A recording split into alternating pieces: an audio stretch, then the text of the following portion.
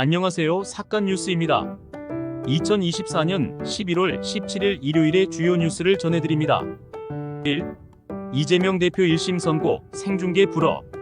법원의 생중계 불허 결정은 정치적 사건에 대한 공정한 재판 진행과 피고인의 권리 보호라는 법적 원칙을 존중한 조치입니다. 그러나 이 사건은 대중적 관심이 큰 만큼 생중계 불허가 투명성 부족으로 해석될 여지도 있습니다. 이러한 결정은 국민의 알 권리와 피고인의 사생활 보호 사이에서 적절한 균형을 찾아야 한다는 법원의 고민을 보여줍니다. 논점: 생중계가 국민 신뢰를 증진시키는 수단인가, 아니면 과도한 여론 재판의 가능성을 초래하는가? 법원의 판단이 공정한 재판 원칙을 지켰다는 점에서 긍정적 평가가 가능하나 향후 정치적 여파는 여전히 관찰 대상입니다. 2. 김건희 여사 관련 진술 확보. 김건희 여사와 관련된 새로운 진술이 검찰에 제출된 것은 정치권의 또 다른 파장을 불러올 가능성이 큽니다. 특히 대통령 가족이 연루된 사건이라는 점에서 신뢰성과 엄격한 검증 절차가 필요합니다. 이번 진술이 실제로 증거로 인정될지 여부는 수사의 공정성에 따라 결정될 것입니다. 논점: 정치적 중립성을 유지하면서도 이 사건이 정쟁의 도구로 악용되지 않도록 해야 합니다. 검찰 수사가 사건의 실체적 진실을 밝히는 데 기여할 수 있을지, 아니면 새로운 갈등의 씨앗이 될지 주목됩니다. 3. 내수기업 매출 감소와 고용 증가세 둔화. 내수기업 매출이 감소하고 취업자 증가폭이 둔화된 것은 경제 회복세가 기대에 못 미치고 있음을 시사합니다. 이는 고물가와 글로벌 경기 둔화로 인한 소비 위축과도 연결됩니다. 특히 취약기업의 증가는 경제 구조의 취약성을 드러내며 정부의 정책적 대응이 절실함을 보여줍니다.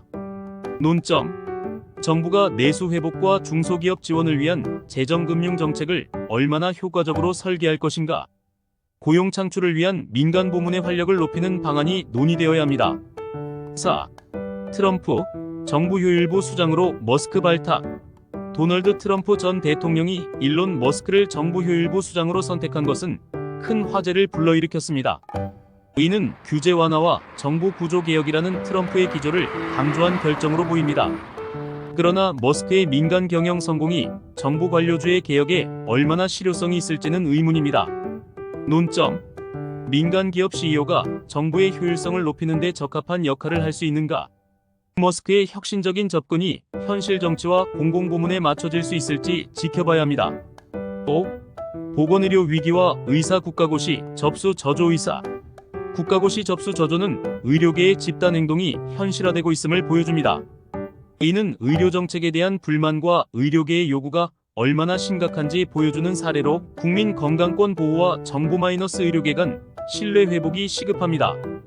논점: 의료계의 집단 행동이 국민 건강권을 침해하지 않는 방식으로 해결될 수 있는가? 정부의 보건의료 정책 조정이 갈등 해결의 실질적 계기가 될지 중요합니다. 6.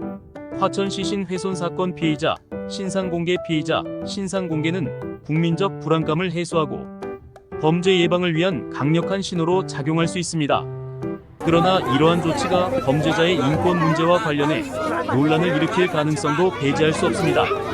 논점: 범죄 예방과 국민 알 권리라는 공익성과 피해자 인권 보호 사이에서 적절한 균형이 이루어졌는가? 신상 공개가 재발 방지에 실질적인 효과를 가져올지, 아니면 단기적 여론 대응에 그칠지 판단이 필요합니다. 7. 김호중 씨 1심 실형 선고. 김호중 씨에게 내려진 실형은 음주운전 및 뺑소니에 대한 사회적 경각심을 일깨우는 계기가 됩니다. 대중문학의 유명 인사의 법적 처벌은 사회적 메시지를 강화하는 역할을 할 수 있지만 연예인의 사회적 책임 문제도 함께 고민해야 합니다. 논점: 연예인이라는 공인의 행동이 대중에게 미치는 영향을 고려한 처벌의 의미. 음주운전 근절을 위한 법적 제도적 강화 방안 논의가 이어져야 합니다.